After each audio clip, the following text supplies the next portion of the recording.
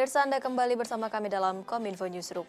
Menkominfo Johnny G. Plate menyatakan demonstrasi yang dilakukan oleh Badan Eksekutif Mahasiswa seluruh Indonesia merupakan hal wajar dalam menyampaikan pendapat.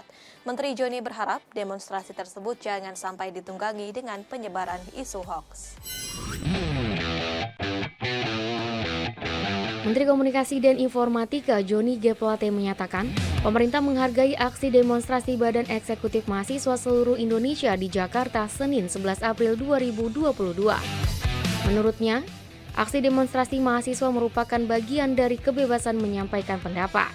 Lebih lanjut, Menkominfo kembali menegaskan posisi pemerintah sesuai dengan arahan Kepala Negara sudah cukup jelas. Presiden Joko Widodo menekankan agar jajaran Kabinet Indonesia Maju untuk fokus memulihkan perekonomian akibat pandemi COVID-19 dan mengantisipasi dampak perang Rusia-Ukraina. Sehingga apabila masih ada tuntutan dari mahasiswa, maka perlu dikomunikasikan dengan baik. Dari sisi pemerintah seperti yang disampaikan oleh Pak Menko Polhukam, ya, pemerintah sangat menghormati dan menjaga, ya, kebebasan pers, kebebasan berserikat, kebebasan menyampaikan pendapat itu dijaga.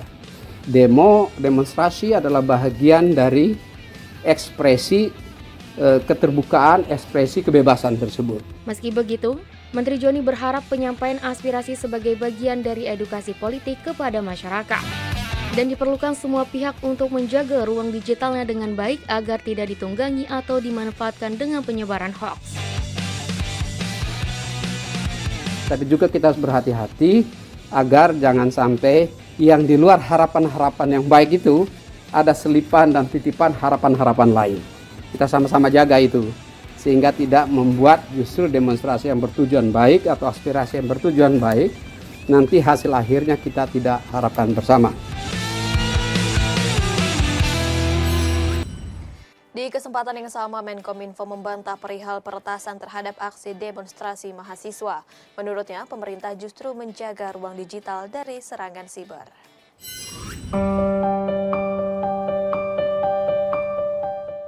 Menteri Komunikasi dan Informatika Johnny G. Plate memberikan pernyataan tegas mengenai dugaan peretasan akun media sosial beberapa pimpinan organisasi mahasiswa menjelang aksi demonstrasi. Menurutnya, pemerintah tidak pernah melakukan peretasan. Menkominfo mengajak semua pihak untuk menjaga ruang digital sehingga masing-masing elemen bisa menjaga akun dengan baik dan mampu terhindar dari serangan cyber. Menteri Johnny juga menjelaskan bahwa untuk setiap pengguna platform media sosial harus mempunyai on-time password yang bisa digunakan untuk melindungi akun. Oleh karenanya, guna menghindari peretasan, Menkominfo mengimbau agar setiap orang senantiasa untuk mengganti password sosial media masing-masing. Pemerintah tidak pernah melakukan peretasan, ya, nggak ada tuh peretasan. Tapi peretasan yang harus kita tahu bahwa serangan cyber itu setiap detik. Ya, serangan cyber itu setiap detik, sehingga kita masing-masing harus menjaga, ya, agar ruang digital kita itu terjaga dengan baik. Termasuk di dalamnya enkripsi harus dijaga. Ya, kita punya one time passwordnya harus selalu dipakai dan sering mengganti password kita. Sehingga jangan sampai terjadi hal-hal seperti itu, ya. Yang mudah kan setiap kali ada serangan-serangan itu dituduh pada pemerintah, apalagi dalam agenda-agenda atau event-event seperti begini. Padahal tugasnya pemerintah itu untuk menjaga, apalagi selama saya di sini, saya menjaga betul tuh, ya, komitmen terhadap kebebasan pers, ekspresi pendapat, kebebasan menyampaikan pendapat, kebebasan berbicara itu dijaga dengan baik. Sementara itu, Menkominfo Johnny juga menyampaikan pemerintah saat ini tengah fokus mempersiapkan langkah-langkah dalam menjalankan dua arahan Presiden, utamanya terkait perekonomian dan pemulihan pasca pandemi COVID-19 yang membutuhkan perhatian bersama agar bisa berlangsung dengan sukses.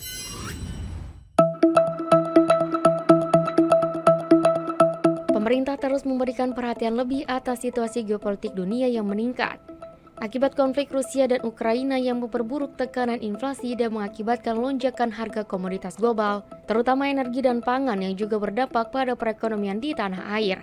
Menteri Komunikasi dan Informatika Johnny G. Plate menjelaskan bahwa Indonesia menjadi salah satu negara yang terdampak atas ketersediaan bahan bakar minyak dan pangan. Pandemi COVID-19 juga memberikan dampak multidimensional terhadap dunia global. seperti terganggunya supply chain yang mengakibatkan kebutuhan logistik yang semakin sulit dan berdampak pada inflasi.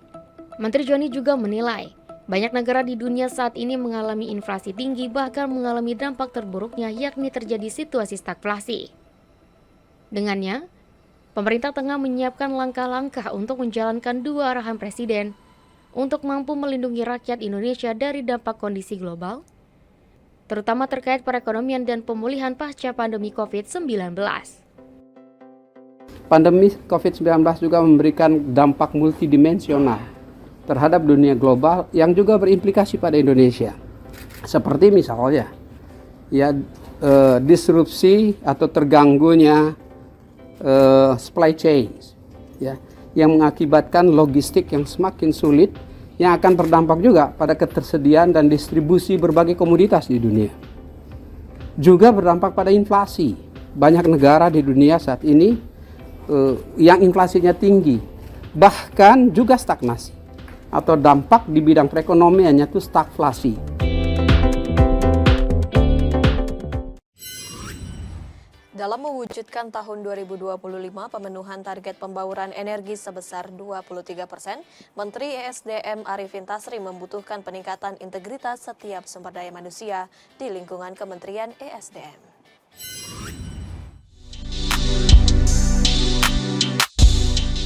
Menteri Energi dan Sumber Daya Mineral Republik Indonesia Arifin Tasrif dalam pidatonya pada pelantikan dan pengambilan sumpah jabatan pejabat pimpinan tingkat Kementerian ESDM menyebutkan, saat ini Indonesia memiliki tantangan yang besar dalam pemenuhan bahan bakar minyak yang semakin meningkat di saat produksi minyak bumi di Indonesia mengalami penurunan.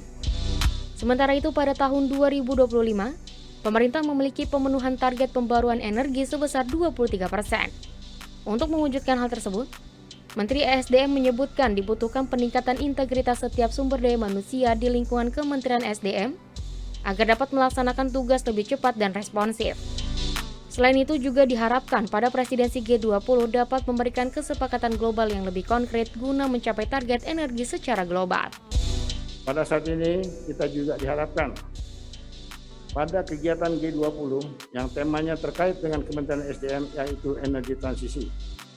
Dalam forum transisi energi ini diharapkan dapat memberikan kesepakatan global G20 yang lebih konkret guna mencapai target akses energi secara global, meningkatkan pemanfaatan teknologi bersih, dan intensifikasi pembiayaan transisi energi.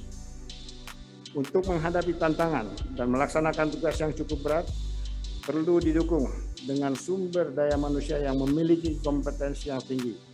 Untuk itu, perlu dipikirkan kembali pola pengembangan kompetensi pegawai Kementerian SDM agar bisa langsung menunjang tugasnya dengan diperkuat dengan integritas setiap pegawai.